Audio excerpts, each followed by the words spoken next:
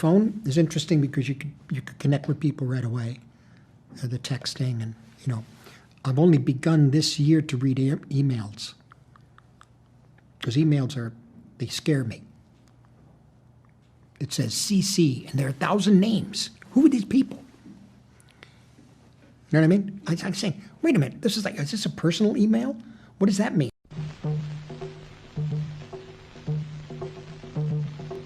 Jadoo Mantar, Jadoo Mantar, Jadoo Mantar.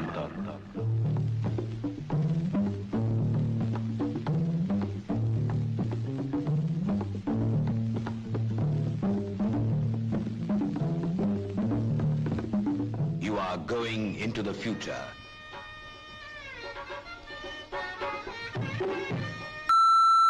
You talking to me? They always be these clothing. The Queen is dead. बस यही कहाँ से चालू करना है? Well, We'll start from the beginning. Starting to start. Okay. Okay. Hello. Welcome to today's podcast, which we are resuming from our own homes now. We are out of the cesspool of Mumbai, essentially, of Mumbai Film Festival, which I think we are yet to release some episodes in which you'll see how sick we got after a point, and we couldn't release the video versions of it. So I think we are back here to talk about a film we sort of discussed a little bit in Mumbai, but like sort of non-spoilery and in more of a hurry, and sort of cobbled it together with a lot of other films that we had to talk about. But then it is a big film. It is a film which will instigate debate. So I think it's worthy of, its own extensive episode, full spoilery episode, which, I mean, I don't think there's much of a spoiler in general about the film, but I think now the film has sort of expanded. Some people have watched it. It's still not out on Apple, right? It's still, there's still time. So, but I think there are ways of watching it, if not in the cinema, other ways, not great ways. I think the prints are not great. Not great. I've heard so. I've not seen it. But anyways, today we have Sanjeet back with us, who is not moderating because his internet is iffy. We have Varun, who was at MAMI, but we only met him once because he was very busy. And we have Hemanth again, who's joining from directly from Khufia to Killers of the Flower Moon. I'm trying to think of any way in which we can link these episodes, but I am at a loss as to how. Dune will be the starter. The moon, yes.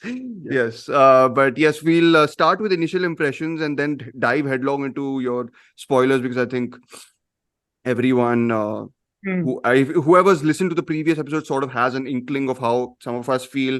But we have got a nice split here, like two people really love it, two people like it. Let's be very clear, it's not that people hate the Killers of the Flower Moon here. It's reserved sort of appreciation rather than a love for it. Anyways, but initial impressions, we'll go first with Hemant, then Varun, then Sanjeet, and we can chime in. Yeah, Hemant, go ahead. Okay. So if you guys remember, have you any of you seen Kundun? I have, yes. Okay. So you'll remember, okay, if you have seen all the movies in this filmography and then you reach Kundun, then you feel, what is this? Where does this lie? Where is this coming from? Because he's never done anything like this ever again. This is somewhere where he's really showing himself. Because Last Temptation of Christ was where that was his passion project. That was what he wanted to make all along. And you got to see what he's all about, right? And then you get to Kundun. It's like way past it. He's 97, I think. Or whatever. Yeah, 97. And he looks at more of the spiritual side of things rather than just the Catholicism that he was going for. Yeah. Where, I mean, or till now it was all about like absolution, and then going towards something more spiritual, where he's trying to connect to why people do this, why people are into God, why people even want to believe. And what lens they will go to believe.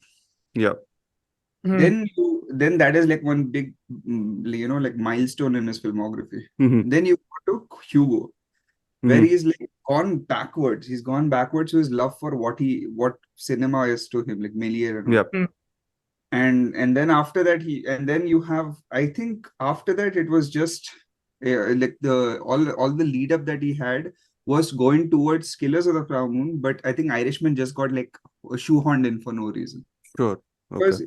because his progression was supposed to be going from like absolution to spirituality Mhm. to innocence, Mhm. and then the killing of innocence, Interesting. and then like Mhm. just destroying innocence, and Mhm. basically the truth of what all the history that he's trying to put together is from. Mhm. Because his whole like call to action to other filmmakers has been that you have to have international voices, you have to have other voices, you have to have that voices, Yes. because he himself has now, I guess I'm just really speculating, is Mhm. his this place where he himself has no voice anymore. He's already told whatever he has to say, Yeah. so he can only tell it in the context of others. Yes. And that's where he's made this, which is a perfect blend of how can a guy like he himself, he understands the conversation also. He's not dumb. He can understand all Yeah. the Of course. he can understand the whole dialogue between oh, he's a white dude, he's always going to Of he's a course. Italian dude. He Yep. can say he's an immigrant, but he's also a privileged immigrant. But Sure. all that can all come together into him explaining. He can't now go ahead and explain, oh, we white savior came here Yeah. and saved the day. So the only way he could tell the story is this way, where he Mhm. could tell in the regressive way, where all morals have gone away. There is no Yep. compass. I mean, the compass is clear. There is Mhm. no need for having I don't know what kind, that there's a word for it, I guess, but a moral of the story, right? Like there's no Yeah. need. Yeah. Mhm. And he keeps saying this in like I in interviews where he's like, who wasn't in on it, right? Yep. Like everyone is in on it, and he's trying to show that in his context, because Mhm. he is someone from Osage Nation or whoever, Mhm. and he's trying to tell in that context. And Yep. that is the truth in what his filmmaking is, where it's from absolution to spirituality to innocence, and now the killing of innocence. And he's trying to show this in a context where it's from the other's voice as well as his perspective. Mhm. So that's really it. And all the references that he has to other movies from the 50s, where he's a huge fan of and all that, Yep. Heiress, like all that is just ingredients. It's not the Mhm. dish. Yes. So Isn't you're saying the cinephilia is sort of back in the yeah, that's background all in the really? backdrop now. That is just Yeah. breathes it, right? So it's become like second nature to him. It's got nothing Mhm. to do with the actual content of Yeah. the story. Yeah. Yeah. No. And Got it. it's not documentarian, but it is because in documentaries you can take a narrative Yeah. and twist it. In Yep. this twisted narrative that you're telling it for word for Telling. word. Yeah. Yeah. Yeah. It's not a retelling, it's not recontextualizing, Yep. it's honest depiction. Mhm. And that's the only way he wants to show it, Got it. because I mean it all came down to like that. I mean, I think the defining scene of the whole movie for me at least was in the bed when he's poisoning her, and there's like the whole the Fire. skin in the The, background, the fire that's going on, yeah, then the yeah. telling everything. Mhm. So that was basically the microcosm of like he wanted to show a struggle, but in the end you're doing it, right? Mhm. Like, in the end you are poisoning your wife. Yes. Yes. Yeah. Like no. Yeah. What you said. I think moral compass is not there only. I think that's a sort of And good I way think to his encompass commentary it. is that, like anymore in films, you don't need a moral compass. There is no Yeah. need to Yeah. have a villain and others, because it's very clear. Everyone is, I guess, even in like, they keep saying like Gen Z audiences and the Gen Alpha audiences, they want more, you don't want, Positive representation. Oh no. they want positive representation, but you want agency. There more Agency. agency that you want. And he's fighting for agency rather than representation and Mhm. inclusiveness. Got it. And Mhm. this is where the agency comes in. But in Mhm. the act of agency, you're also killing them. Yeah, Of course. Yeah. yeah, Yeah. yeah. So that was my bit. Varun sir, Bolo, I counter, I guess. I don't know if it's a counter actually, because it's a very well it's put, not. whatever. I'm Yeah. just going to give Yeah. you my initial Yeah. impression. I don't know whether I agree with Hemant entirely on the honesty bit, Mhm. simply because to me the casting is dishonest Mhm. in that it changes the story and how so it's factual, but Mhm. it is distance from reality when you take 80-year-old Robert De Niro to play 45-year-old William Hale, Mhm. and you keep in mind the fact that about 40 years after Hale was first indicted for these crimes, so Mhm. mid 20s, he was that's when he died. But Mhm. when you see Robert De Niro in that role in the film, you know for a fact he's not going to live 40 years. Mhm. And I think to avoid that pitfall is why the film only states the age at which Hale died Mhm. and doesn't tell us the year in which he died. Because Okay. then that would be asking us to believe that Robert De Niro's character, and not, Mhm. let's call him that for the moment, Mhm. lives to like 120 or whatever. Yeah. And even Robert De Niro cannot live that long, much as cinephiles might want him to. Yeah.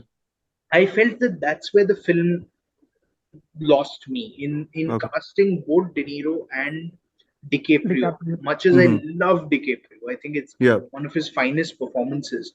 Mhm. But and we had this textual conversation, Dhruv and I felt like DiCaprio would have been fine as William Hale, and you Mhm. bring a younger actor in to play Ernest, and the Mhm. whole because also probably because I'm cold on the De Niro performance, it Hmm. didn't work for me at all.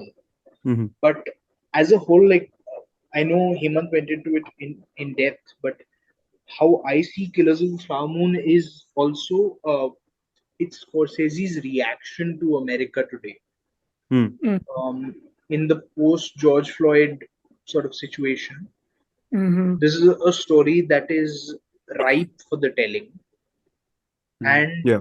much as people might say, okay, an Osage filmmaker might have told it better, and that would be perhaps true even, there is an advantage to having Scorsese tell that story, Yeah. Mhm. which is Reaches that out to more people. yeah, it reaches out to more people. Very, Mhm. very basic way of putting it. And Scorsese has done more than enough to give other filmmakers from Yeah. Yeah. underrepresented backgrounds enough Mm. of a voice through his own channels over the years. Yeah. Similarly, I saw Irishman as a sort of counter to the, not a counter, but more a reflection of the Trump era, where we were like Mhm. suddenly in this Mm. post-truth world, and you Mhm. didn't know what was the reality and who Mhm. was lying. Hmm. And that was sort of the story of Frank Sheeran as well. Yeah. You Hmm. don't know whether he actually killed Jimmy Hoffa. Yeah. Mm. He says he did, but is he doing it for the cred, or did he actually do it?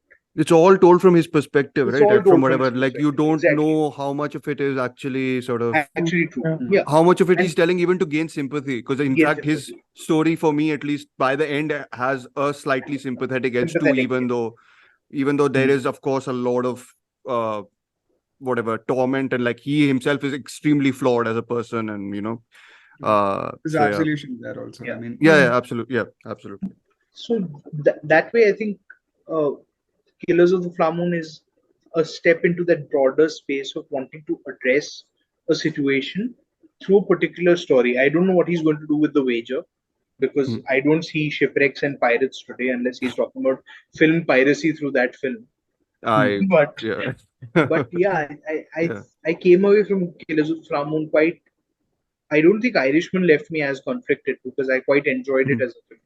Mm. Hmm. This one did, because unlike that film where I liked almost all the performances, Mm. here I did have a bone to pick with one of the central performances. I Mm. had I in fact had a VFX issue with this one also, but I'm Mm. not going to go there because I think the Later, you Washington, go there yeah, when we are, yes. Yeah. but it wasn't as bad as The Irishman, so I Irishman. think you Mm. could forgive Mm. like a badly composited background for a change. Mhm. Hmm. But yeah, on the whole, I think fascinating film, but not to me the greatest or Mm. among the greatest things Scorsese's put out. Yeah. Hmm. Sanjeet. So where I'm coming from is, Mm. I think I'm putting this film in particular Yeah. in the larger context of his cinema post 2010, which Mhm. is whatever Hugo, Wolf of Wall Street, Silence, Irishman. Irishman, and this. Mhm. I think this is like if you watch everything he's done previous to this, including Shutter Island and Departed, they were very specific to the genre also and to his style, like Mhm. the editing especially, which I think Yeah. is a very much of his way of telling us a story or a character or whatever, a Yeah. situation. I think a lot changed post 2010. I think post Shutter Island, Hugo was a step in a different direction. But do Uh, you just so sorry, just to isn't uh-huh. that like what is it, character sort of story based in terms of how the editing is dictated? Because I feel all of them, all of whatever you're saying, are such different stories that Hugo probably demanded a different sort of editing because it's set during that. No, absolutely. That's what Yeah. I'm coming. I Yeah. think so the editing, irrespective of the films, have kind of existed. I mean, in essence, in every film. I mean, there Okay. are no jump cuts even in silence, but if you see few shots and how they kind of Hmm. are put into context, I don't know how much of you will remember the film, Yeah. but there's a shot where Andrew Garfield's character is in captive, and Hmm. he's sitting. It's like late in the night, and he's looking at a stool outside his cage. Hmm. There's this sort of very meditative kind of feeling to the whole, the sequence. I mean, Okay. the context might differ also, Sure. but what my point is, I feel Wolf of Wall Street is still an outlier for me in the whole thing, because that kind of still harks back to more of Goodfellas Goodfellas, right? Yeah. and Casino and that style. But he's kind of embraced this 4-act structure, Mm-hmm. which was more prevalent in the earlier cinema, Mm-hmm. which is not just telling story in just 3 phases, but there's something more beyond the end. Yes. There's something more to tell, which I think, and I've spoken to, I guess, both Dhruv and Hema at some point, that how The Irishman for me was a great culmination of his career in every sense. And if you would stop making films at this point, The Irishman is the perfect end to it.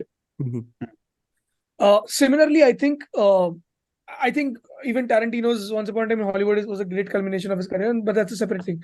What I'm trying to say is all that he's learned over the years kind of gets carried on to the film that he does next, in a way. I think Killers of the Flower Moon in many ways is still talking about a lot of themes from his earlier films in many ways. Yeah. But they're different versions of it. And the stylistic choices are also dictated by not just his sensibility, but also the genre. Which I think is Western in many ways. So if you've seen the Western from whatever the 50s, 60s, 70s, there is the kind of slow pacing to it. There is the kind of a lot of breathing space for you to understand what is happening in this world.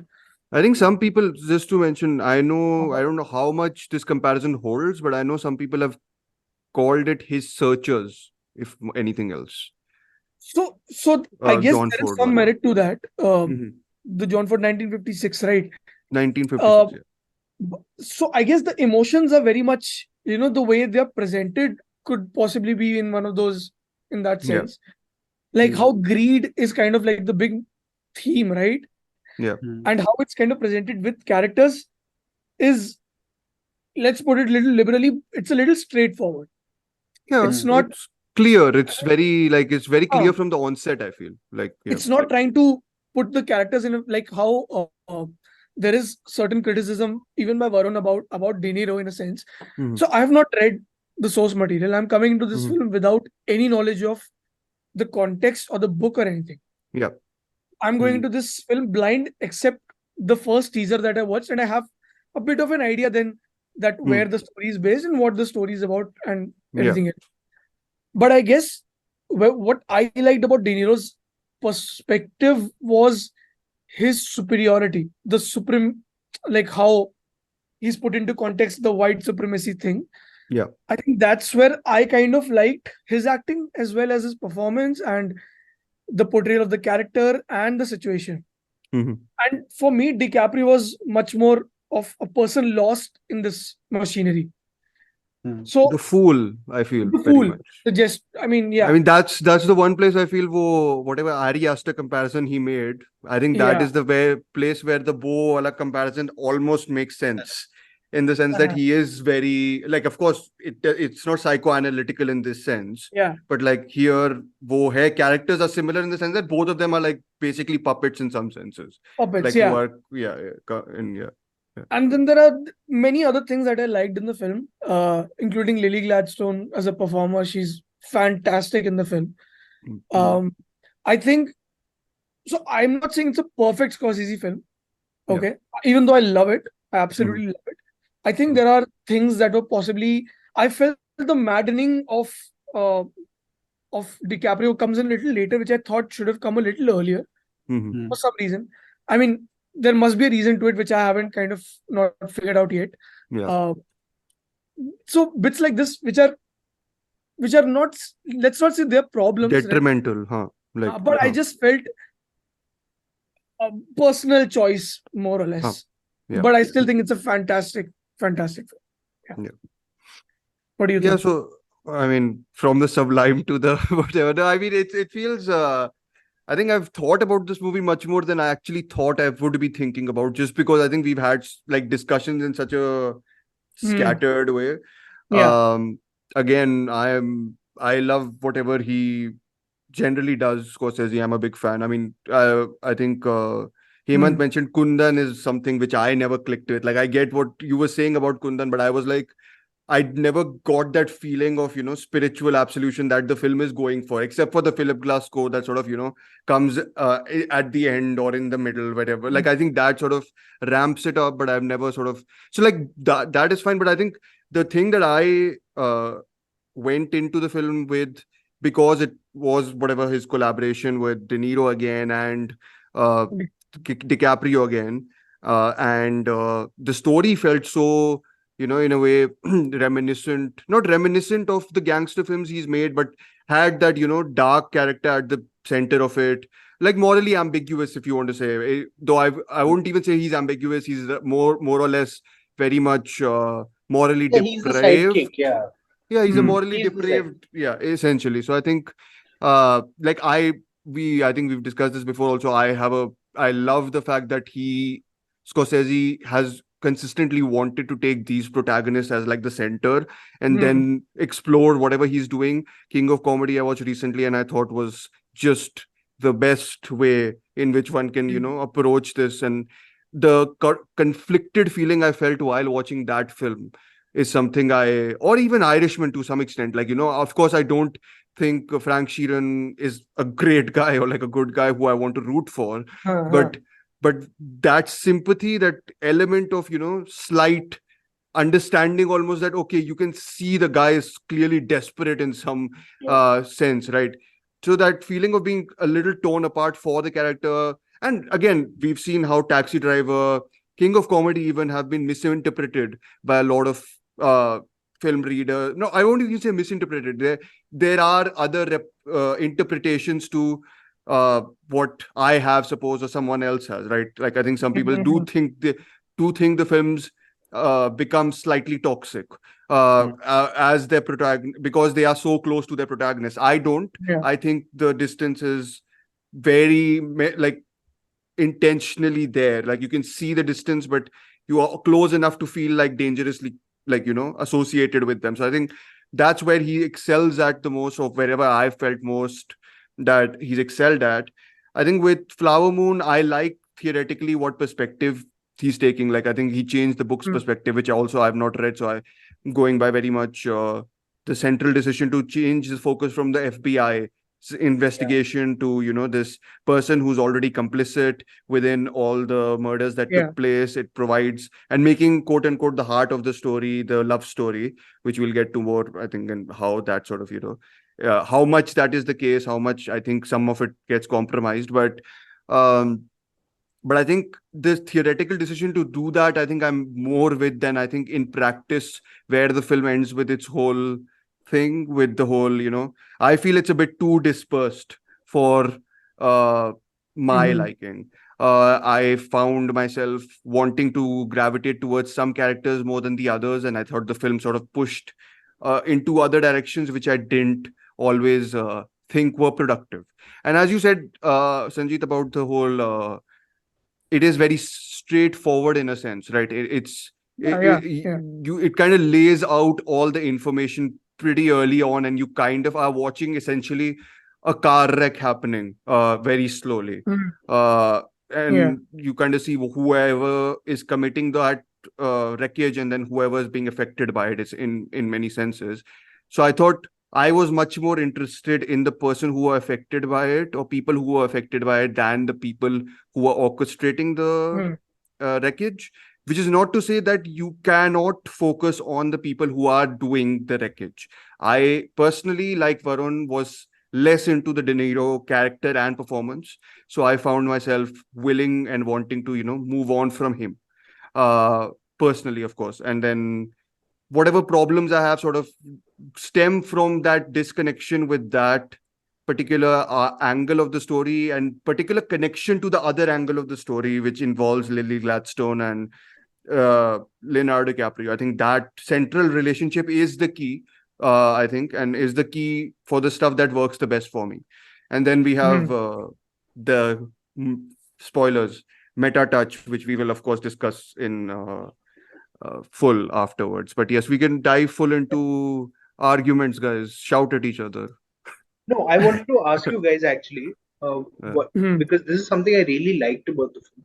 The way it started with the newsreels, or with the staged newsreels as they were. Because initially I was like, has he taken like footage from the That's what I thought. 2020s?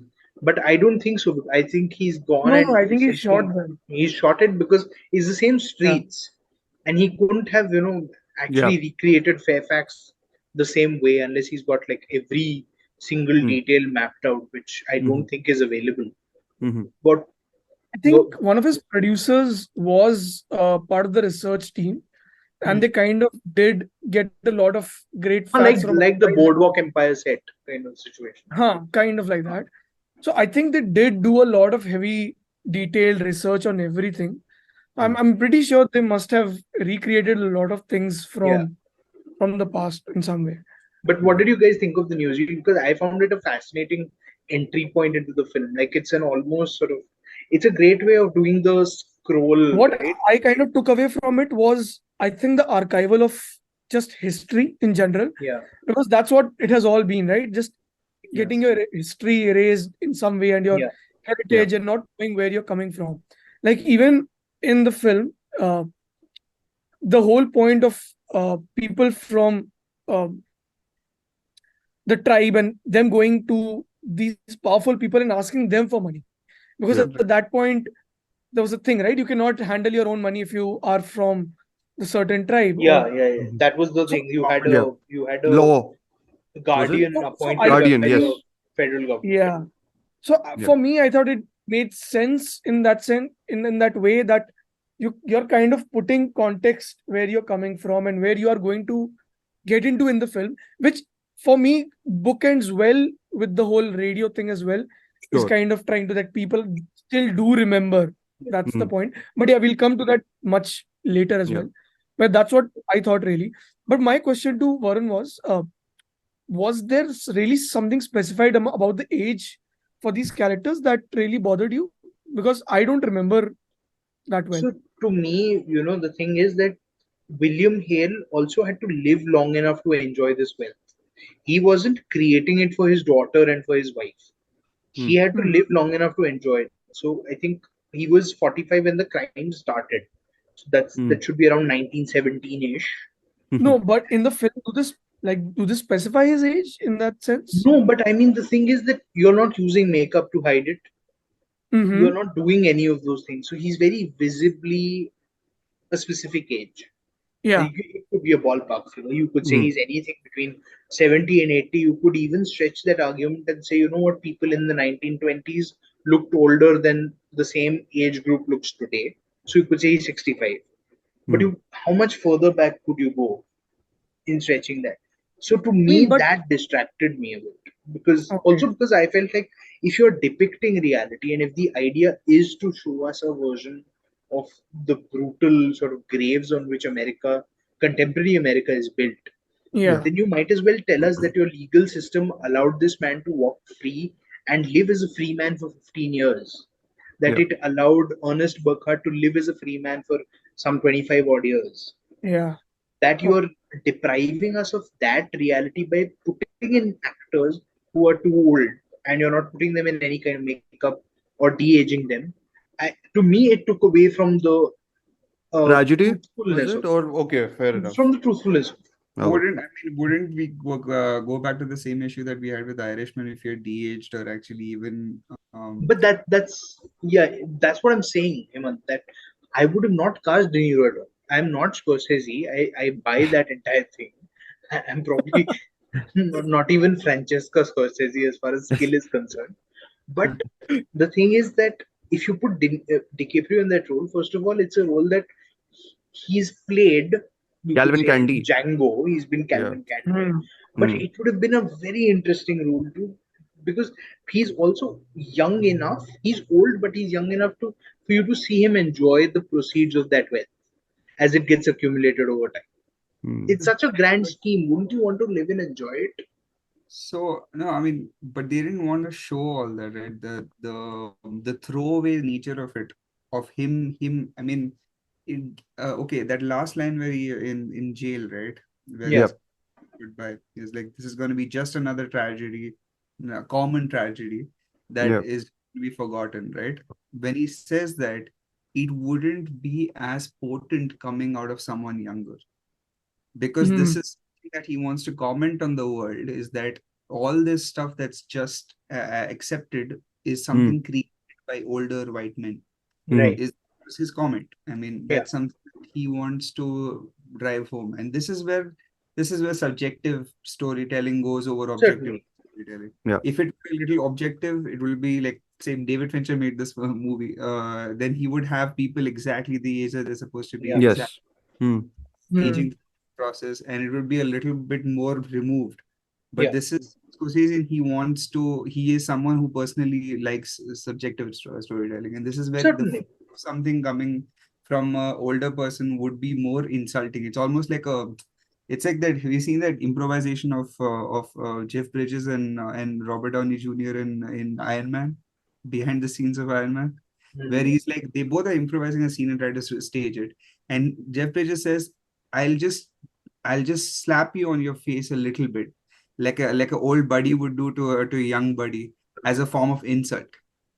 So that's a non-verbal thing that would come across really well as a Yeah. subjective storytelling, framing device. Fair It enough. will come better coming from Robert De Niro going to DiCaprio. And if DiCaprio were a villain in this, it would be retreading the same kind of character that he has done before, right? In Yeah. this, he is basically realizing the fate of Cliff Booth in Yes. not Cliff Booth, but of The Rick Dalton. Rick Dalton. So Yes. his destiny in Yeah. that movie was to become a heavy, right? Yeah. And in reality, now he has become a heavy in Scorsese Yeah. movie. He's Yeah. now he's now being Yeah. the side character, and he's like, where Brendan Fraser has to literally give him the words to Yes. be able Yeah. to say it in quote. So Yeah. that is something that would be new ground to break. I Mhm. think It's so. about self-awareness also, right?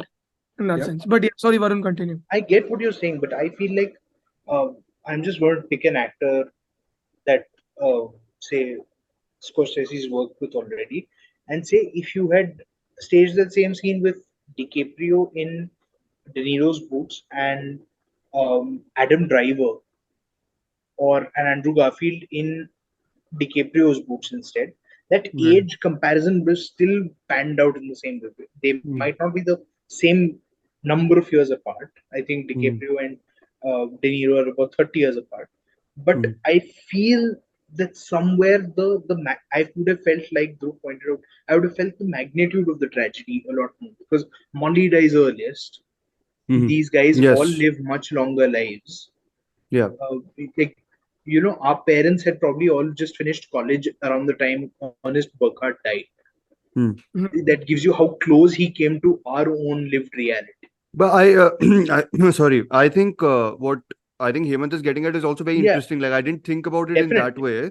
Nor did I. But I think there's the whole timeless element to it also adds to the whole Hmm. tragedy, I feel, in many ways, right? Because it's like almost that like De Niro, of course, there's the element that, of course, this roots back to the old white dude, essentially, because it's like, who are the wolves? They are the wolves, essentially, and that sort of wolves narrative trickles down to the younger people, of course, and why someone like De Niro is enraptured by that sort of, not De Niro, sorry, DiCaprio is enraptured by like that sort of point of view, what that means in terms of gaining power. Even though I feel, and I think this is a good point. In fact, what I thought came out of it was that that actually it doesn't matter if he has the time to use that power. Like there is no sort of, purpose to it. Like there doesn't need to be a why I want to gain this power, because it's just also like a birthright sort of thing almost, right? Yeah. They in the beginning, the conversation that was happening during that fair, right? Or I don't know what that thing was, where they were talking about, hey, he's a rabbit, he's a snake. Yeah, that's a fair, I He think. was talking about, hey, he's rich, he doesn't need your money. So Yeah. that was the thing of like it was just greed, it was just power that he wanted. Yeah. It was not really to enjoy the wealth in any way. It was somewhat of showing them their place. Yeah. And that is what he still perpetrates. I mean, it's still is there in reality. It's still there. I mean, everyone thinks that it's their.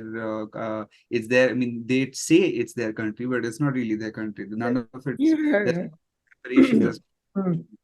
Yeah. So because I think at one point the false hope note really hit me when I think they're discussing Lily Gladstone's character's Molly's mother, and De Niro says something to the effect of, "How old is she going to live?"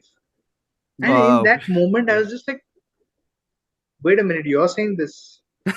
You look like you're about to kick the bucket any second." But I think that's I mean, now that I'm thinking about that's probably that's probably even more tragic in some senses. Like if you're looking at the other person in the way that you think that, I mean, he's trying to justify the murder, right? Essentially, that of course she'll die anytime. How does it matter if she dies? If we kill her, or like, if she dies naturally.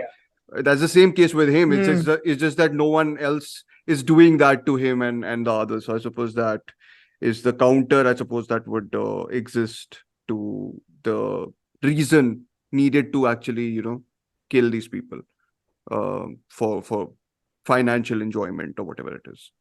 Yeah.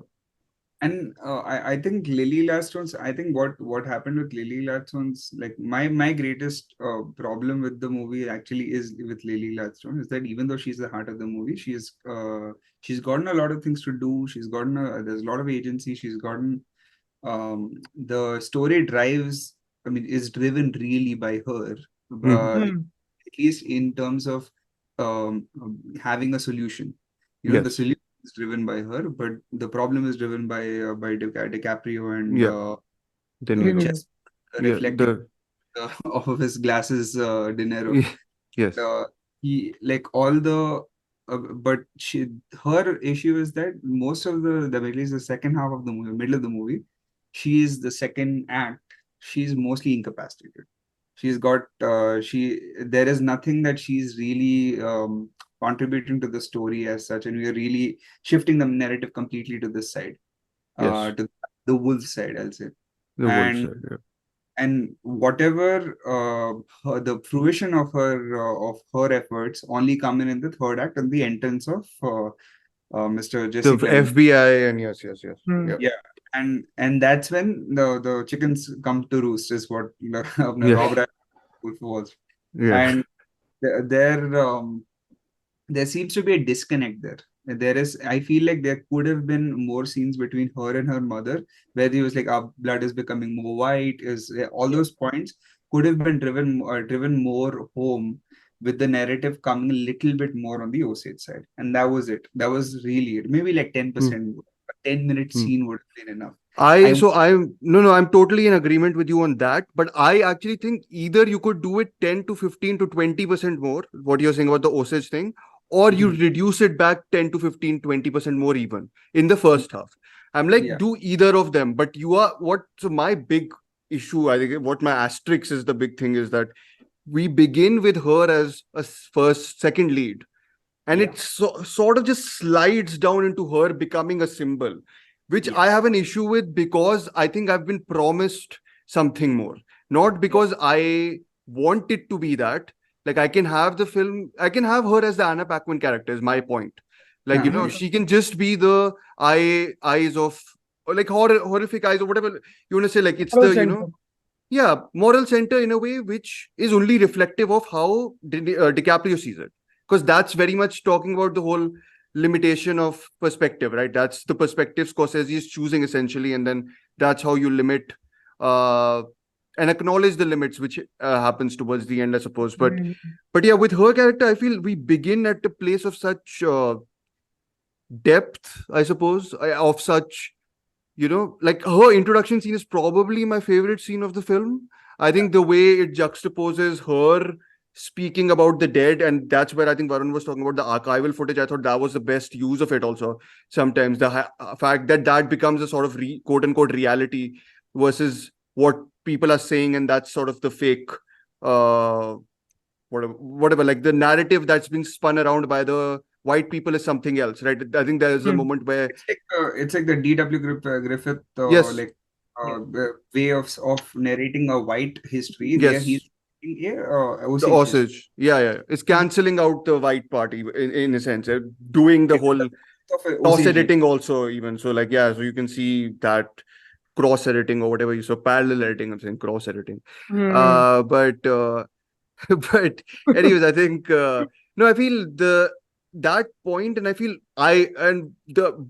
in some ways, I've discussed this last time also, is Lily Gladstone also the film's biggest problem? Probably, because I think she's too good. Like, I feel that's the other problem. I almost think she's too captivating as a performer to then, when she's sidelined, I'm like, why am I not with her? Would have been done with the character otherwise? I feel the whole point was that DiCaprio and De Niro's characters, they're trying to kind of kill her, but but in a more, in DiCaprio's way, more romantic way to just kill her off, right? Yeah.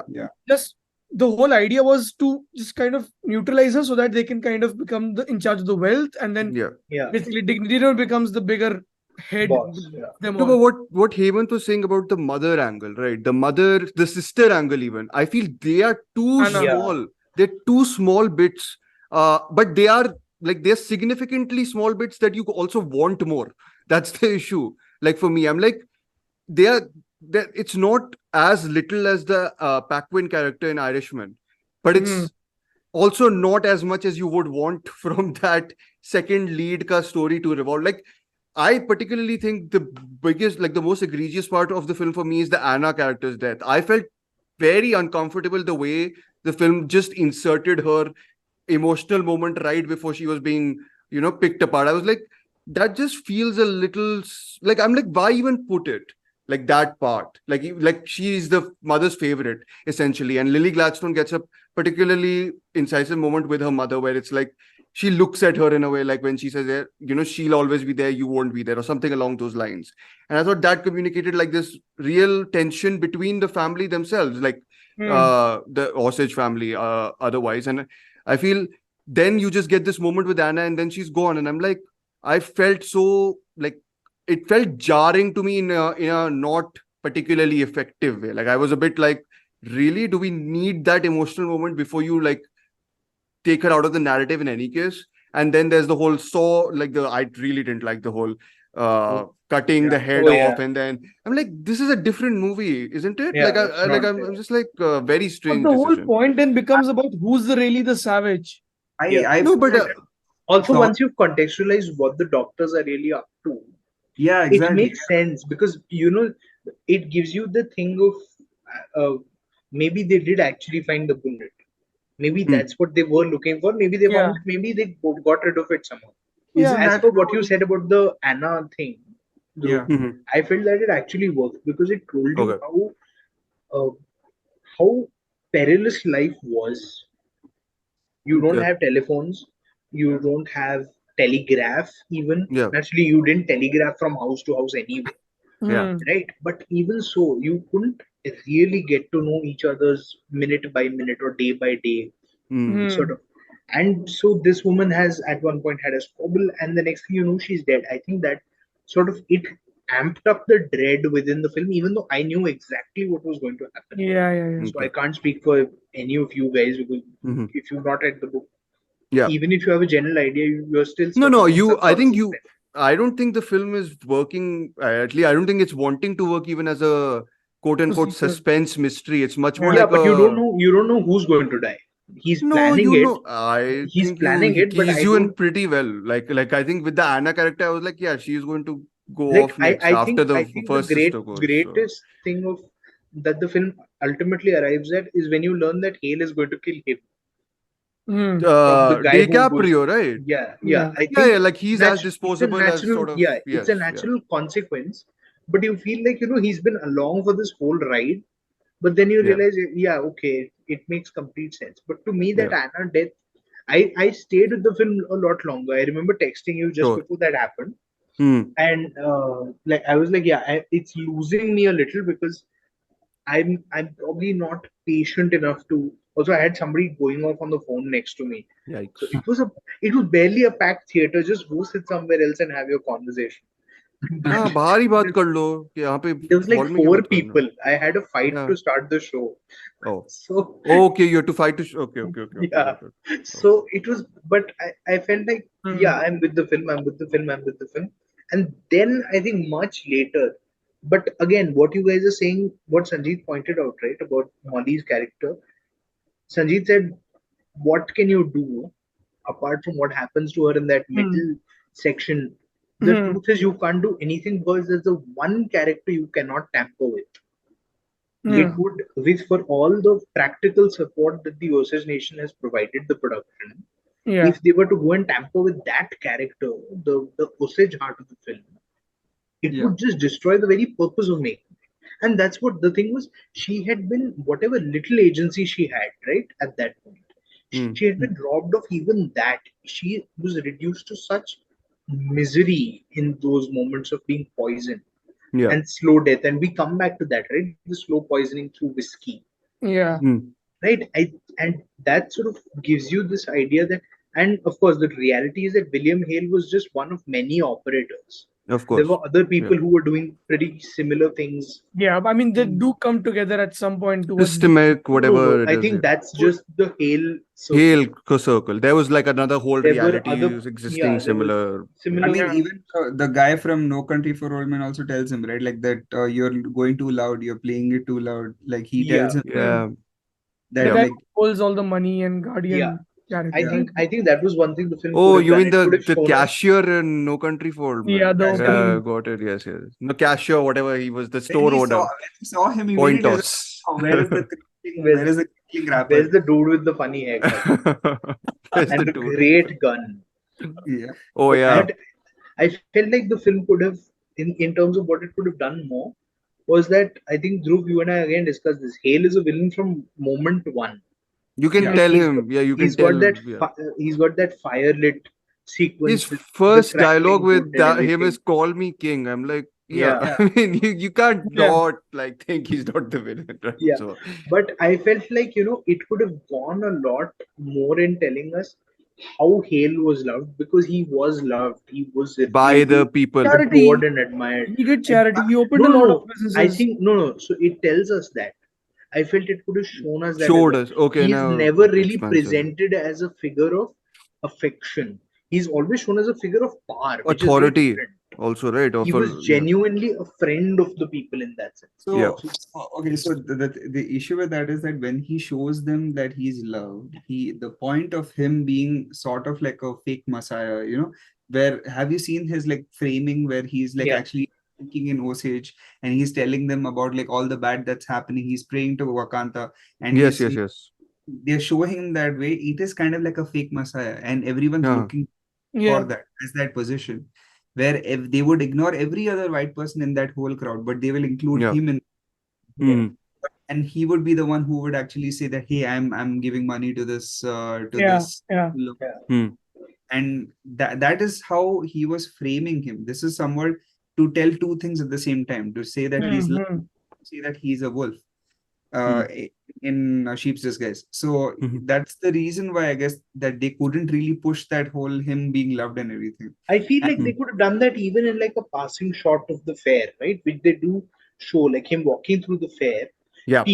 He's sort of seen as a figure of reverence almost, but Hmm. reverence in the sense that the one sort of person you really, really admire but don't talk to him.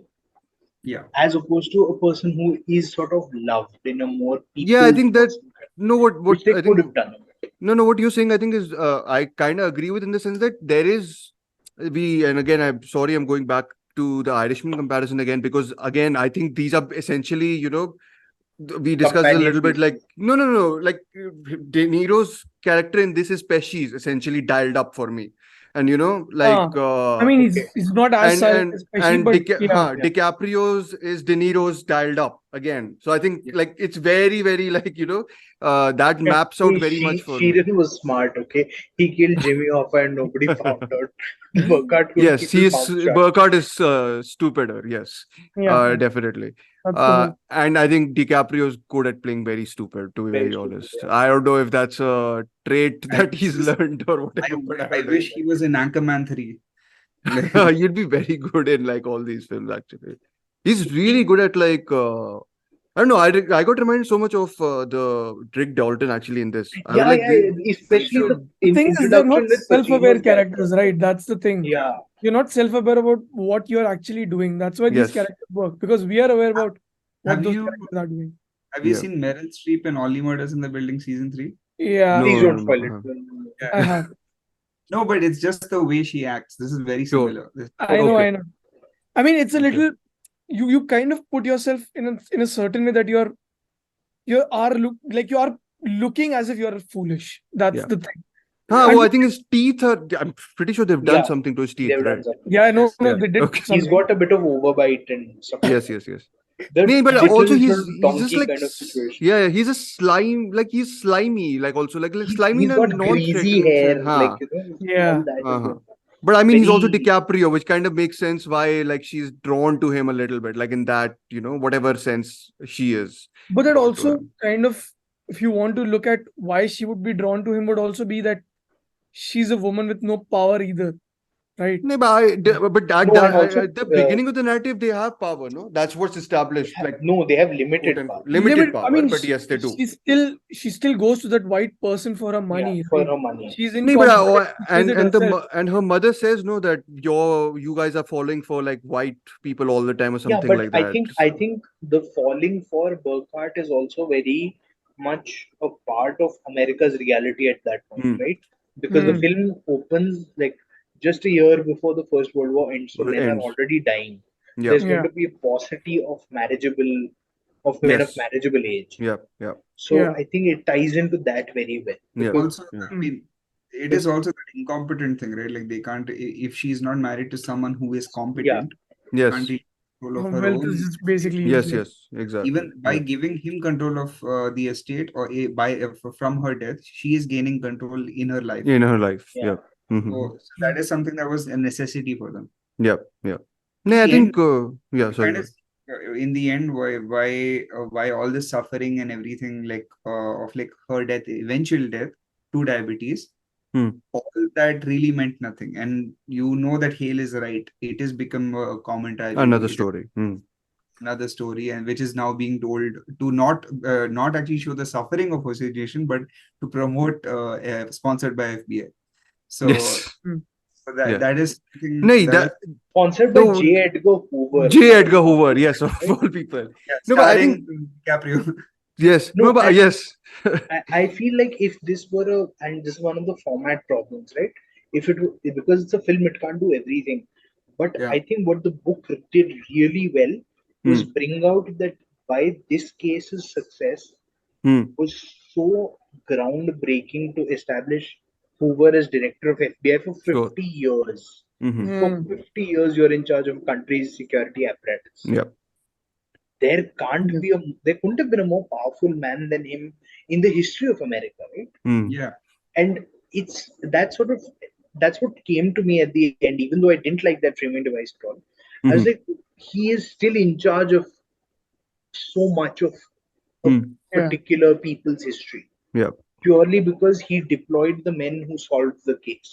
He Yeah. didn't even do it. Like that's there in Michael Mann's Public Enemies, right? A Mhm. reporter taunts the Hoover character that we know you've never arrested a person ever. And they're Hmm. like, okay, so you're going to get Dillinger to me and I'm going to slap the cuffs on him. Something Yeah. like that. Yeah. And Hmm. it's just great. That way, I think Scorsese still does those nifty things that he is known for. slipping No, but something in here and hoping you'll catch it.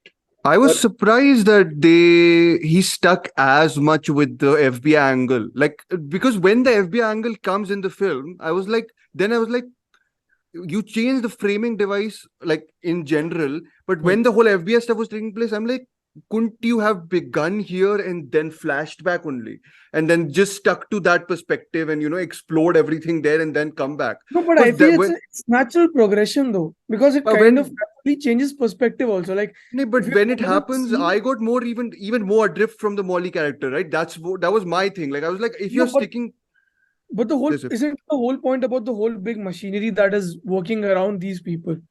but if it's how- about the but if it's about the machinery that's working around these people, then I thought the heart of the film, which is supposed to be the DiCaprio and Gladstone marriage, sort of gets even more, But lost in that. practically, that the can't loss stay in the bit film. happens right before FBI comes into play, though, right? Like the field burning and them. Field kind burning of method, they have their own thing, no? They have the poisoning scene at least. Yeah, the fever dream sequence with the whole. I mean, for me, that was again a very good sequence for the two characters who are kind of Yes. married and are Even in the love. third one, even Robert De Niro, like, is like all like whatever Hitler, whatever Hitler is what I call him essentially, because he's called Hale, which, I mean, Yeah. surely that's a reference, no? No, his name was Hale. But like surely the way he says it is so much like the southern twang it sounds so much like Hale Hitler or whatever it is. The I'm like, funny yeah. thing is that Hale was a Democrat. Amazing. Oh, by the way, Democrats were horrible in the early 50s. Yeah, he was a segregationist Democrat. Also, I hated his southern accent. It wasn't that great. That was not Yep. not that great an accent. I expected him to sell me KFC at any point. I mean, I not love- that far away from Kentucky's. Yeah. Back to the whole empathy that we're feeling for the relationship that's supposed to be the heart for the movie. The only way we could have actually achieved that is by selling the guilt in his actions. His guilt and his actions feel like I'm betraying whatever this thing that we've built together. Yeah. Yeah. That they had so much like you show them as a regular marriage, they have all craziness going on in the house, but they are there as a unit in the end. Yeah. Sort of like the two, like the husband, wife, and the bear in that episode 7. I have not seen The Bear, but whoever has seen it will get. I know it's Okay. great. But yeah. Anyway, so the in their reality, it was something that is tearing them apart, but she doesn't know what the source is. He knows what the source is.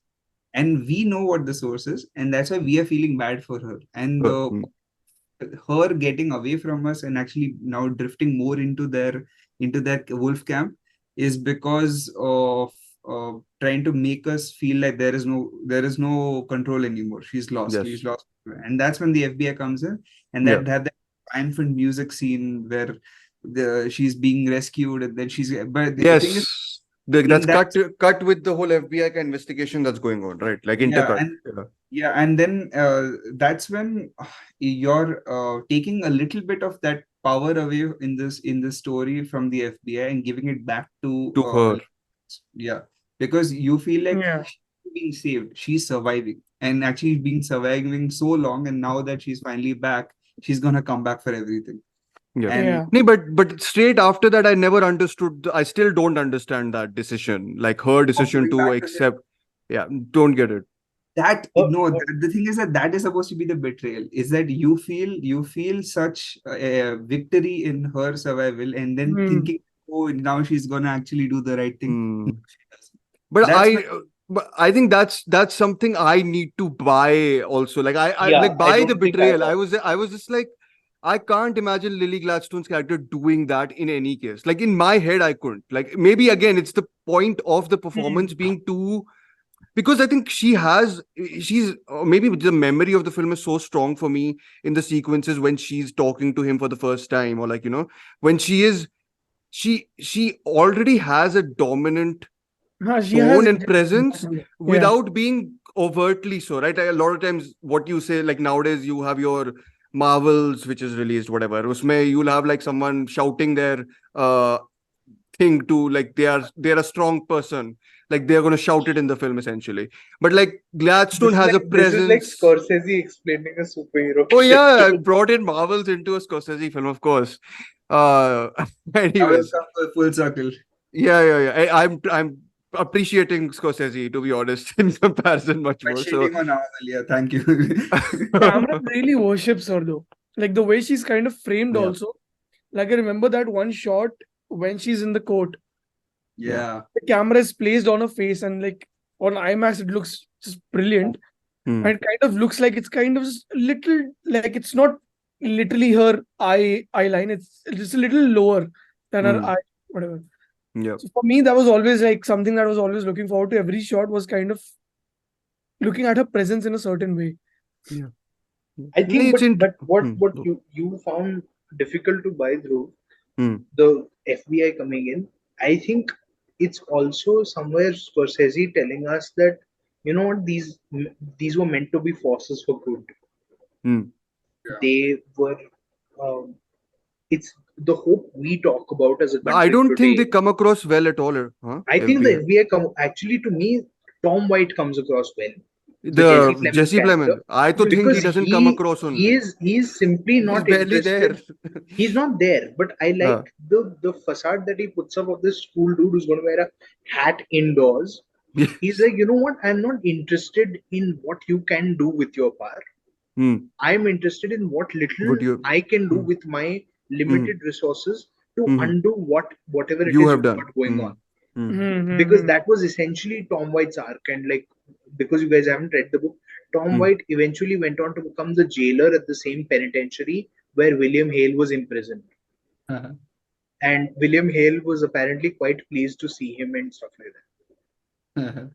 But the thing was that to me it worked because it was also because this is the story of a nation almost, right? Yeah. And the Bureau of Investigation getting created would have been at some level the idea of hope that you know a federal agency that solves crime. Crimes. Yeah. And today it has devolved into some sort of extrajudicial harassment technique, Hmm. essentially. Yeah. And probably I like to be on some days I Very wake much. up an idealist.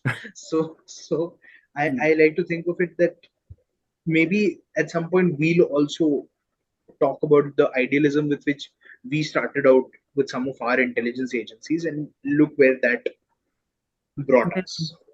But I feel, I mean, at least to me in this, I didn't get a sense of the idealism even. Like I thought, like again, I guess this is my sort of general issue with some of the films which have a very, they state their argument very much forthright, and then it's like, you're watching stuff unfold, but I wasn't like, torn apart by it. Like in this, I was like, I know what all has been targeted as wrong, essentially, or what all has been critiqued, or what all is being critiqued, essentially. Patriarchy is. I listed the four things. Wait, let me find. It was yes, scientific whatever medicine or whatever, which is the basis of a lot of the stuff that is false essentially here. That patriarchy, racism, capital, all four are sort of very much critiqued, and police is critiqued in many senses because they don't actually come when they should have come. So I feel like it's done all that, and it's done that very well, and I'm just like, I don't feel anything else though. Like I know that this is there, and I know this is the truth in general, like of life, I suppose, and of what life is in America and what it is to be like that.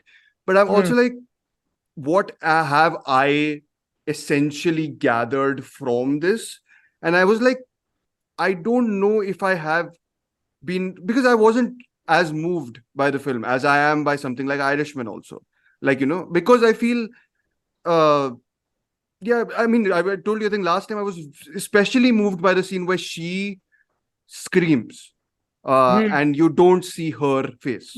The bomb blast. The bomb blast happens and she's screaming. And I thought that was particularly rattling, like the one scene. And I really, really like the ending ke before wala ending also, like the actual film ka ending, which is her last scene with DiCaprio, I think is extremely strong. Yeah, Yeah. like I think that scene, and I love DiCaprio in that scene because of how much he's grappling with wanting to almost tell the truth and, still managing to be that dumb idiot and not being able to say anything.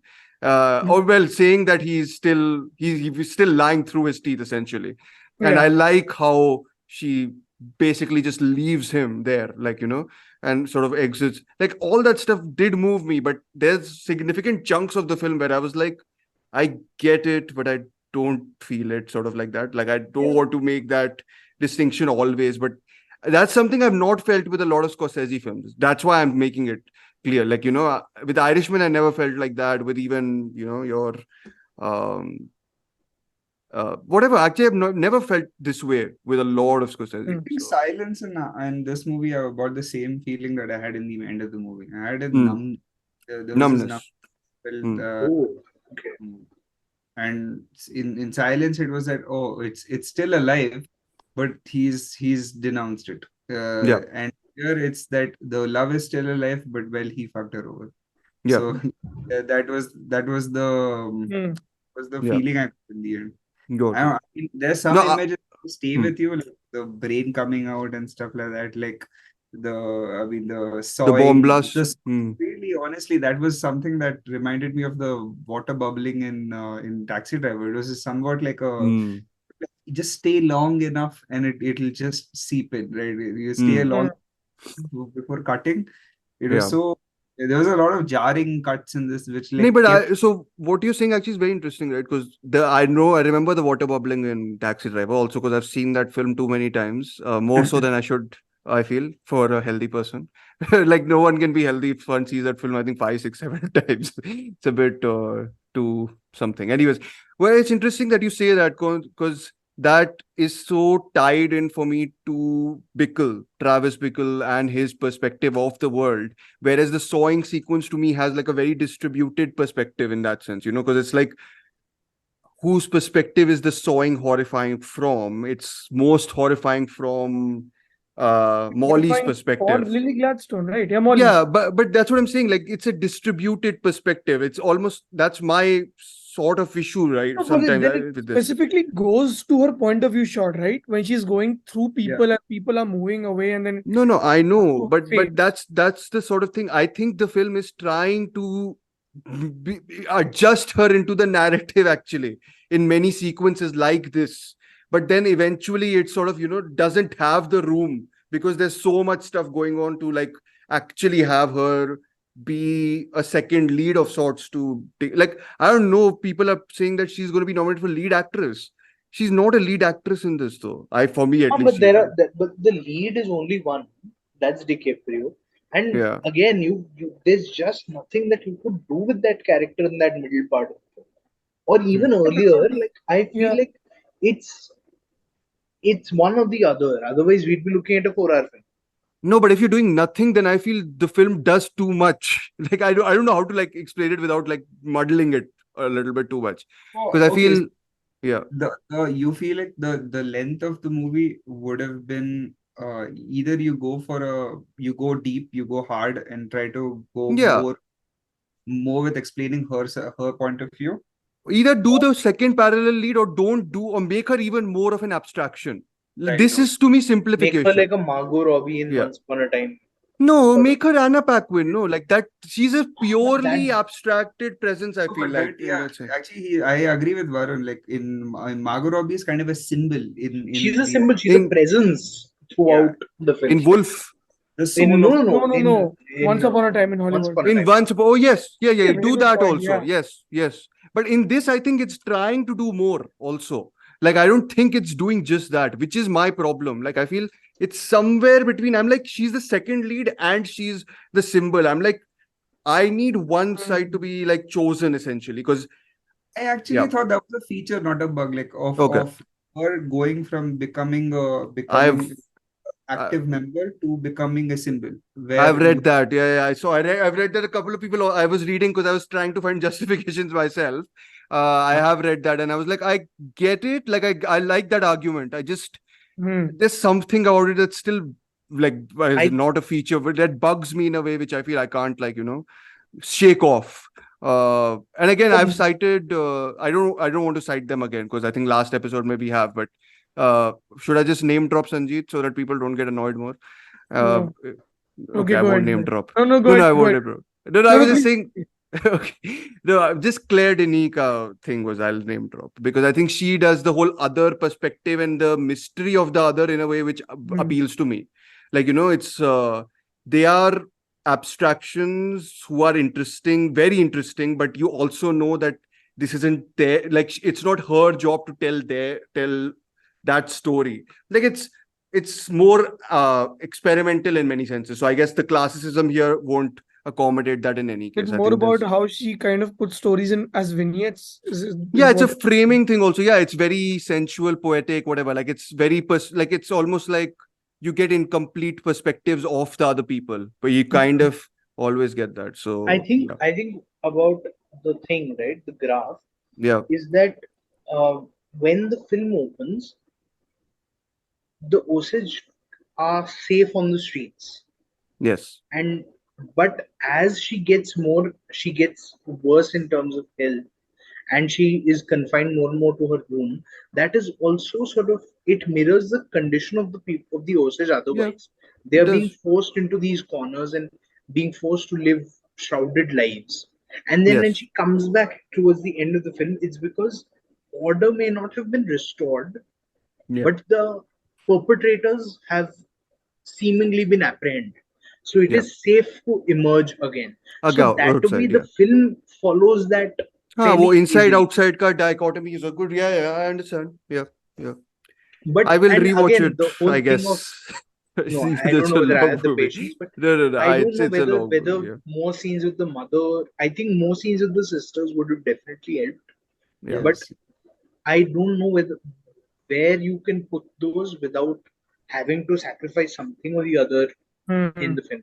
I mean, Because again, but I think it's also depends on how much you're into the machinations of how this systemic I thing is being constructed. yeah, I tuned out after a while. Huh? I was like, after I a get point, it. yeah, yeah. Huh. Honestly, yeah, honestly, the whole like I wasn't too into the whole gang formation of like Uh-huh. people and everything Huh. that really appealed to me. Hmm. But I mean, it's done being well. Like, I think it's like arranged well together in terms See, of it's how a film is. Scorsese. He can make Exactly. anything look you good, right? you give me a tuba, I'll make a He's It made a reminded great me. commercial, okay, like a It champagne reminded me of commercial. So, like, I mean, he can do a lot of. the gang formation bits. Actually, reminded me a lot of.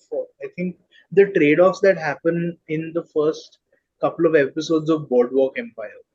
I've only yeah, watched the first season, but like the trade-offs, like everybody's Okay. like helping everyone, and yeah. also a bit like one of the season pilots of I think season 4 or season 5 So, pilot of reminded me, Billions. okay. It reminded me of Casino, which Ah, anyways, I have great film, great film. हाँ, so ठीक है भाई, समझ आ गया. मुझे नहीं अच्छी लगती ना, इसलिए बोल रहा हूँ. Like, I think it's too detached a POV for me. Like, I'm like, आपको इतना नहीं पसंद narration. आई इसीलिए मैंने ज्यादा बोला. I know. Yeah, anyways, should we go to the, I know Hivat has to go, so we'll go to the ending, right? I think that's the ending, as in the one which Varun I know, has Or lots to say about. But yeah, what did you guys think of it? I though got properly like shocked in a pleasant way. can So, speak about it first because he needs to leave, right? yes, Hemant, go first. I loved it. It was the whole point of it was something it was supposed to be the point of the story. This is all the whole uh, point of us looking at crime Yeah. in entertainment point of view is not something that what we're supposed to be learning. It's supposed to be in what ways we can really fix the system, in what Hmm. ways we have raised our voices, in what ways the voices which were suppressed should be given more power to actually in room to be breathing and to be Hmm. actually. And that was the whole point of it. And that Hmm. was the whole thing that Scorsese wanted to do. Him doing Hmm. it himself made it even amazing. And Hmm. also, it was kind of like a cop out because they didn't know where else to take the story. Yeah. This could become a TV series, mini series, but he was like, oh, just edit there, Yeah. turn it Yeah. into a commentary on society rather than make a Yeah. whole story out of this. They could Hmm. have gone years about like this whole thing of like, yeah, No, I mean they how- could have just ended at the like the whole final shot of the court, whatever court room ka interior where she leaves, they have a wide shot, I think, which I was like, there's a solid like ending shot also, and then you have like those titles saying what happened to each of the players afterwards, and Yeah. whatever directed by. But I was like, oh wow, this thing came out of nowhere. I was like, what is happening? That was That, important I mean, title, also bro. Jack White is in it, man. What else do you want? Suddenly you start playing, we are going to be friends. All Yeah. right. Yeah. Well, that's I mean, I love the movie for that. That's why I gave it like 5 stars. This is somewhere it's up there. I think Raging Bull is still his best movie, but like I think this is I think that I guess this would be in my top 5 of Scorsese. This will be number 3. Oh, Actually, number 3. Yeah. that high up. Taxi Driver next. Yeah, Goodfellas is actually 4th now. Okay. But I Just, don't know. just for everyone to know, I'm into Scorsese because of Hemant only. I didn't know of him before Hemant told me about him. Also, I know Scorsese in my first movie, and still my favorite. Actually, I guess my favorite movie is still Aviator. So Aviator. everyone else doesn't seem to like I that movie. love that movie, man. Oh, really? Okay. I Whenever need it to was, watch it. क्या boring थी. No. Howard Hughes is, Man. What? Kate Blanchett's also in it, no? Yeah. Won an Oscar for and Kate Beckinsale, Kate Beckinsale. हाँ, but Blanchett याद आएगी या and Beckinsale? misfiring Baldwin. Misfiring Baldwin isn't? Alec Baldwin. Alec Baldwin. He's also in it. Oh. Yeah. Misfiring. Nice, Varun. Unless I'm pretty sure that's a reference to his latest Yeah, whatever thing happened. Rust. Yes. Okay. Yes. Okay. Well, okay, that's where I gotta go. Okay. Amazing note. Yeah. Draw the- Yes. Okay. Yes. No. Yeah. So okay. Thank you, Evan. Take care. Yeah. Take Bye care. bye. Yes. Yes. Yes. Yes, guys. What did you guys think of the ending then? Varun, you go because I think you Yeah. have more of an issue with that. I think I was just I had that basic audience reaction of, hey, you cheated me for 3.5 hours. Because I would much rather you gave me a framing device in the beginning. पहले से. Either you do that or you bring it in somewhere in the middle. Right? It would have been so Scorsese to give us a framing device 15 minutes into the movie. This is sir what's actually आजकल going अगर on. आप वो करोगे ना तो आप Adam मैकी territory पे पहुंच जाओगे इसलिए नहीं किया. Scorsese would still do it much better. But I Yes. think apart from his part in it, Yeah. which felt very moving, because that's just the way he speaks. He Speaks. manages to evoke something. I mean, Yes. Because he it's means it. it's He's not not just if you look at some of the old not just the old stuff, but whatever films Yash Chopra made, Hmm. he used to do these little narrations in Urdu Hmm. or in Hindustani, whatever. Hmm. And for a change, it was a director speaking with great effect about their film, Yeah. or about what they wanted to do, or about what about the story they were telling. I felt that with Scorsese, but the rest of it, however well produced and well directed it may be, and I loved it. I loved the fact that to show the striking of a match, he's cutting to a person doing like some holy work almost. Yeah. The piece just didn't work for me. It was like you can't bring this in right at the end. Yeah. It feels like you're shortchanging me because it's a great alternative to showing titles on the screen. Of course. Because nobody wants to end their film like that. Yeah. And audiences start to get up almost, right, when you put a title on the screen. Yeah. So I felt like the device, if it had just come in earlier, somewhere in the film, I would have gone with it. But because it came in right at the end, it felt more, as Hemant pointed out in a way, it felt more like a cop out than anything else. Yeah. Varun is hitting machhars here or makhis. Tropical country mein reh rahe hain. Sanjeet? So objectively, just as a viewer, I thought it was a very interesting way to kind of take your film to in a certain territory. Where you're not just making a film, but you're also kind of putting the commentary out there. Yeah. And the way you also kind of do it as like a radio show. Yeah. That for me was just very interesting because I was like, you took me somewhere I didn't expect I would go. The second thing that I would like to say is, as like someone who'd like to analyze it, I thought it was a great way of trying to say, of just trying to put this in, let's say, media, right? Yeah. Because of whatever the killings happened, it kind of there's that thing, right? It's just a tragedy. For me, it was Yeah. like there is some archival thing about something that it is documented in some way. Of It course. was documented earlier in the film, the way it began in a certain way, and Yeah. then it kind of bookends for me in that very good sense that it kind of is about archival and documenting about lives and about the place and about the people and about the time, Yeah. history in a certain sense. So that for me really works. Hmm. And I'm just putting it very simply that it works, but it really did affect me when he's trying to really talk about it. Hmm. Hmm. I really thought, I mean, it was moving for me because I thought it is coming from a place of deep empathy for these people and Hmm. for the time Yeah. that was lived and that now we are living 100 years apart, more or less. Yeah. Yeah. Yeah, I think that's interesting. I mean, I think I was just it's one of those things, right? It's like a jolt, and you just like how you Huh. react to it also is very much, it depends on how you're generally otherwise also, I think, in the feeling at that moment in time. I, in fact, had really liked the previous shot, at which I was like, okay, you can end your film at that, and I'd be very like, oh, happy with it. Like, it's a very powerful moment in many I actually senses. don't remember that well. She That's leaves the why room and it's a wide shot, I think. okay. I mean, this is more in my Of head, course, and this is going to be, yes, the the the drumming, tribal the drumming dance, yes, whatever, yes, the where it kind of overhead, just right, and it drones dissolves. up. Yes, yes, yes. Yeah, yeah, yeah. No, I think, but yeah, I think the whole what you're saying about the documenting, I feel to me it struck much more as a sort of, as much as what we have told you right now, it is still just another white person uh telling this story. Like, it felt like very much an acknowledgement of, you know limitations in what this story that has Yeah. been told is still I there, mean, are still there. he's aware about whatever the Of repercussions of course, the I mean, situation. Yeah. a lot of people use this sort of device in any case to undercut the your Hollywood classicism or whatever. Like, this is your Brechtian, whatever nonsense you want to Mm-hmm. call it, Yeah. alienation device. I mean, no, as in, I'm like, you cannot do fancy words and just say alienation effect or whatever. Like, it. Oh, I mean, Wes Anderson's been doing that consistently now, though. Like, aaj is saal mein he's done it so much in both of his movies that you're just like, And what yeah. Varun is saying, actually, the consistency in which Wes Anderson employs it works much more for me also.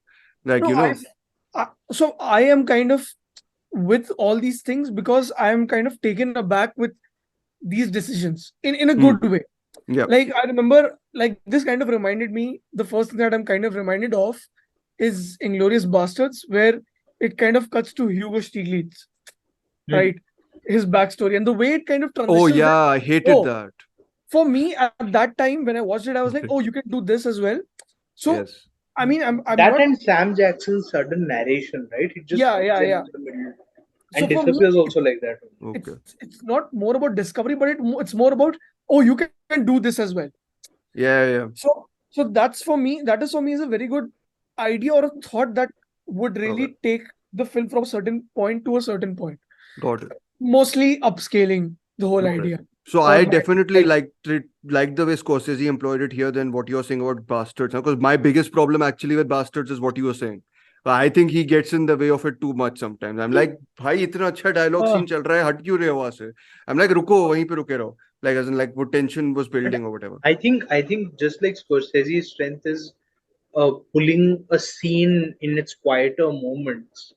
Uh, Tarantino's strength is overwriting a scene, over directing a scene, and I just don't letting it think, become yeah. a mess at a point, but still I managing to think make it. overwriting I buy. I think over directing में उसका issue है. Like, to me, like, I find it a bit in those scenarios. The problem is for me in something like Bastards, when you're in the basement scene, I'm so much into the overwriting and the tension that's been built, that when you have that flashback, whatever occur, I'm like, what is this? Like, I'm like, I was so into the scene. Stop puncturing your own scene, which is so well written. Essentially, that's my reaction. for me, I think it's more to do with what I perceive it as, or how I'm interpreting as, just taking you by surprise.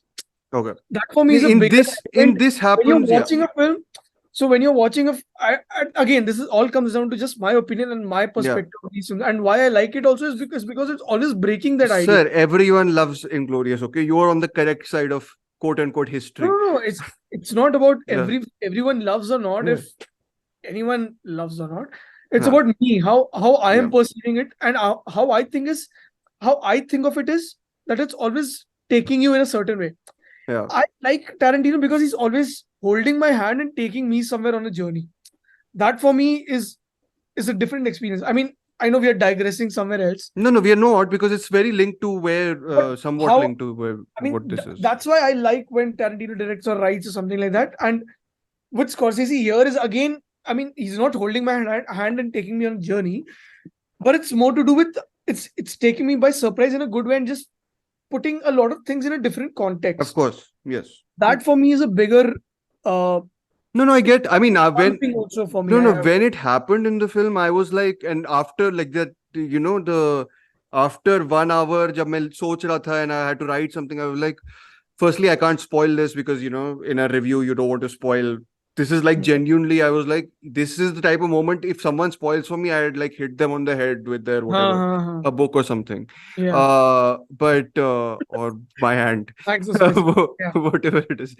But no, when it happened, I was like, oh, this is so ingenious and all that. And then I kind of just like, the more I've thought about it, the more I'm like, is this just a thing where they made the whole film, realized that maybe the Osage perspective is not adequately explored, and then were like, let me just put this as a brief aside that there are limitations to the perspective. Also about sensitivity, right? You need like what I'm kind of reminded of now is Gangs of New York. I don't know if you guys I've not seen. Yeah. He hates it. Ending, you remember the one which plays over the credits? The whole thing. The grave and the shot of the city. Yeah. I mean, it's not a spoiler because it's No, it's history, right? That is you can spoil. You're allowed. No, I don't want to, because I mean, for that moment, it kind of still works because 2001 had just occurred and this came out in 2002, Gangs of New York. Yeah. So it was a post 9/11 thingy. It did kind of put a certain image as something of a symbol in context. Yeah. Can I recommend another movie which does this really, really well? Spike Lee's 25th Hour. Okay, I haven't seen it. The opening credits of that are a quote unquote recreation of WTC. And is it? Yeah. Is that what the film is also about? Because I don't know. No, it's totally set during New York after post 9/11. So it has it doesn't overtly address it, but it has that element of paranoia and despair. When you smiled, no, Dhruv, I thought you were going to mention some film jokingly. No, sir. New York. Yes, Kabir Khan's New York. Huh? Yeah. I thought you were going there. No. Which a good movie. I have some self-seriousness also, sir. Itna bhi parodic. You're funny and at very less time. But podcast में sir I try, okay. वो काम नहीं करता अलग बात है. I do try. But anyways, go ahead. You were saying. Sorry. No, yeah, I mean that's pretty much it. Like what I was trying to say was it works in a different way there and works in a certain way here because he's also living the current times, right? There are only very few filmmakers that really have lived up to the times that they live in. Very few filmmakers, consistent. Yeah, of course.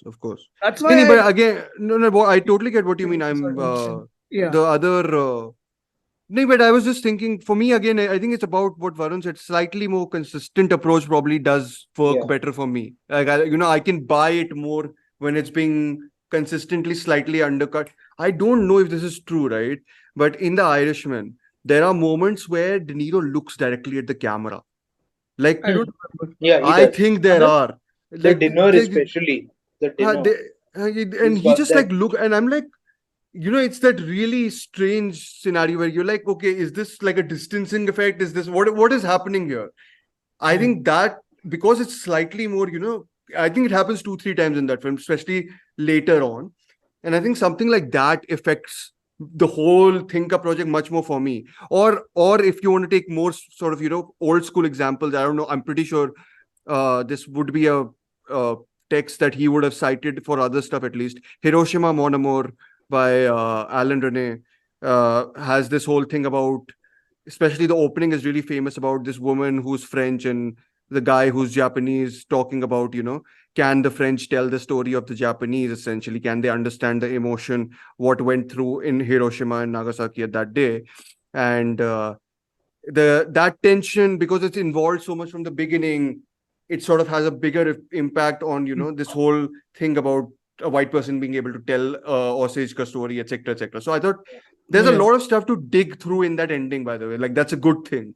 Like, I'm conflicted about it still, which I think is a very good thing. And yeah, I mean, I guess I have been somewhat convinced. I would like to say to visit it once more, especially at home. Yeah, me too. I think I would watch it at that moment itself, because I was like, I really want to dig more into the film and understand a little bit. घर पे आएगी तो देखेंगे sir. I did want to ask the two of you. Mm-hmm. Did either of you, because I didn't, did either of you feel 3.5 hours? 100%. So in this could also be reason because I didn't sleep the whole night because I was traveling. I had a flight in the morning and then I didn't sleep. And then once I landed, after settling down in the hostel, I straight up landed at cinema. Yeah. So I did feel the first 30 to 50 minutes a little much, because I was like, okay, I don't know if I'll be able to stay up for the whole film. Yeah. But I don't know, for some reason I got into the film right after, I think around Anna's murder. And that from that point onwards, it was, I think it went Straight somewhere. And I was like just totally into the film. I didn't look anywhere else but the screen. So for me, it really works. Again, I have reasons why I wasn't really into the film in the first 30-40 minutes. But that's what I'm saying. I really want to rewatch. I to think it's hard. This is the type of movie I find hard to recommend to people. I found Irishman hard to sell to people because I felt I watched Irishman over 3 days. It was not possible for me to do it in one sitting. But I think this time, because captive in a cinema, even in a cinema, you can't really walk out, especially because I think today or tomorrow is going to be the film's last day. Yeah, 10th Tiger takes over, sir. Yeah, Tiger takes over. Sadly. Well, not sadly. Whatever. No, sadly, sir, you're going to go and see it. Sir, 3 of us have You're telling me. screens. Poor 3 of us. Poor 3 of us has also lost screens to Tiger. No, but 3 of us to nikal hi gayi. Screens. That's the sad part. I'm very surprised it didn't get any. Like people in Bhopal and all are saying nahi mila screen. I'm surprised. There were on 13th October. There were few films of Sanjay Mishra's which got a release, and they had screens, decent number of screens. And I'm surprised with a star cast which is fairly popular, more than Sanjay Mishra's and other background cast, that didn't get screens or shows or whatever. एक और reason फेंक दूं उसके लिए? क्या? The Marvels, maybe. But Marvels is whatever screens blocked होते हैं ना. That X number of screens will go. But you said na कि उसको no one took it or something on streaming, so they had to release it or something like that. Na, you said 3 of us. You said it. Aryan said it. I don't know who said it. It was bought by Allu Arvind, who's the producer of a lot of Allu Arjun Jersey and stuff. Yeah, he's the big shot Telugu producer. Okay. So yeah, but anyway, this didn't feel very long to me for whatever reason. Wow. Because I had argued to get into the movie. Yes, so, like we've cancelled the show and all that. You should fight all this. And I got a good seat. The thing was, I managed to be right dead center. Nice. On the top tier. Mm-hmm. Yeah. So I was sitting comfortably. So you weren't at NMAC balcony. No. People won't get this reference until they've seen the MAMI episode. They shouldn't get the reference. They shouldn't get NMAC only. जाना ही मत कहीं. जानने की नहीं जरूरत वो है क्या? MAMI Giri. On their PPT size screen. Business. कुछ नहीं. हाँ ये जो भी. Sorry वैसे. No, I found myself going with the film very early. Sir खाना लेके गए थे कुछ नहीं है आप तो खाते ही नहीं हो कुछ. I unfortunately bought like popcorn in the interval and I regret it right now so much because अंदर कितना चीनी खा लिया मैंने. You bought caramel popcorn. Caramel popcorn, but अब तो normal size का मिलता है. It's American size, no? American size. They're like we're good. What's American size? Everything is big. America. You can't buy a regular stupid size.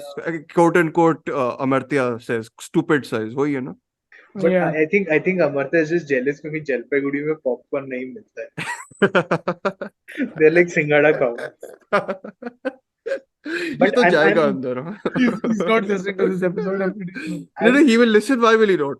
he's just not watching the film. I asked him हाँ. today why not, and he was No, like, he didn't "Nahin." go to he had to travel to another city हाँ, to. No, I only Siliguri is right there. हाँ. Siliguri is right there.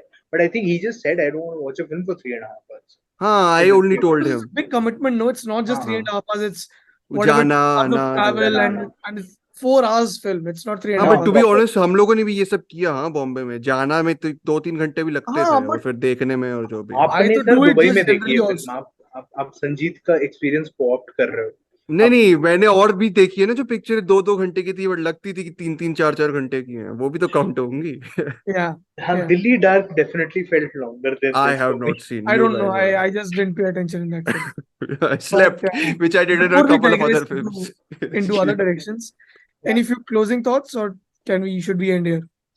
No. I mean, I think we've discussed Killers of the Way Flower too Moon 2 times essentially, now. So But this yeah. conversation did go into aspects that we didn't discuss much. I no? hope so.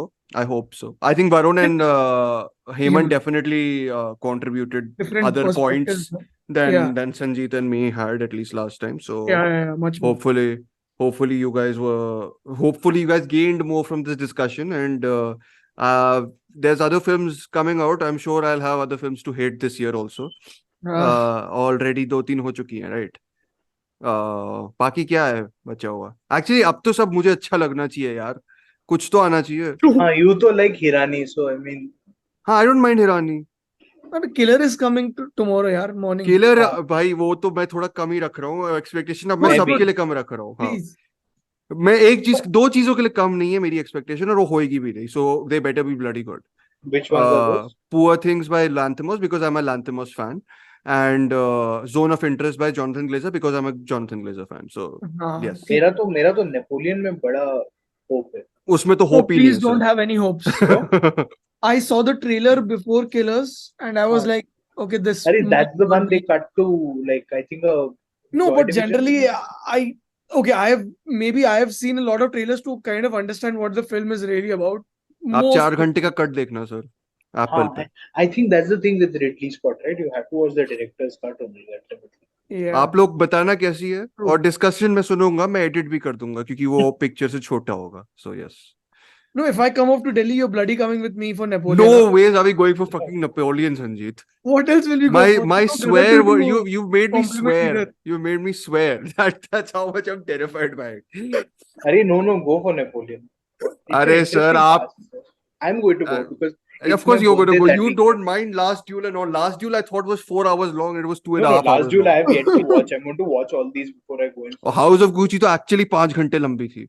House of Gucci मैं नहीं देखने वाला. It was literally 2 hours 36 minutes. हाँ, but I watched the first 10 you are one of the very few It people was who didn't mind goofy, it. so I liked it much more than most Ridley Scott movies in the last decade, honestly. I think I should watch some of the bad stuff like Counselor and all. Counselor is another 4-hour movie which is 2 hours long. I think you should make a list on Letterboxd saying 4-hour movies that are actually 2 hours. The only movie I've actually felt that's short and which is super long is Magnolia, I think. Magnolia is the only film I think Because which it moves runs. faster, right? It Yeah. moves faster. Because it is very the shortest film actually. You think you know what I think I've watched is Train Spotting because I think it runs on freaking acid. By Danny Boyle because he does over direct, of course. So yeah. But that's a lot of British directors. No, not true. Yeah. A lot of British directors. But that's a different or a different day. Let's Killers of the Flower Moon. We recommend it all to everyone, even though we have different degrees of recommendation. Yeah. Different degrees of recommendation. Okay. Never mind. Thank you so much for listening to this episode. Nicely you took over, huh, Sanjay? Nice. Yeah, but do you want to end it then? No. Please take over. Yeah. Thank you so much for listening to this episode. Please share it with friends who like to listen to film podcasts or something like on those lines. Please rate us on Spotify. It helps us reach out to more people. Please write a review on Apple Podcasts or any other podcast or any other platform that you get this podcast on. You can follow Dhruv on his Instagram page at Terminal Cinema. You can follow Varun on his Instagram page. I forgot your handle. It's Cinephile Stock. Cinephile Stock. on Instagram as well. The links are also in bio. You can follow me at pixel_baba. Thank you so much for listening. Please share it with friends or anywhere or anyone. Next episode is Singular Killer. No, with this two episode killers. no, this episode comes out Acha, when Apple closer to mein, the Apple Apple mein, release. Apple release. Yeah. Yes. Again, Killer thank you pehle so much फिर. for listening. Thank you for supporting us. This is the end of the episode. Khatam.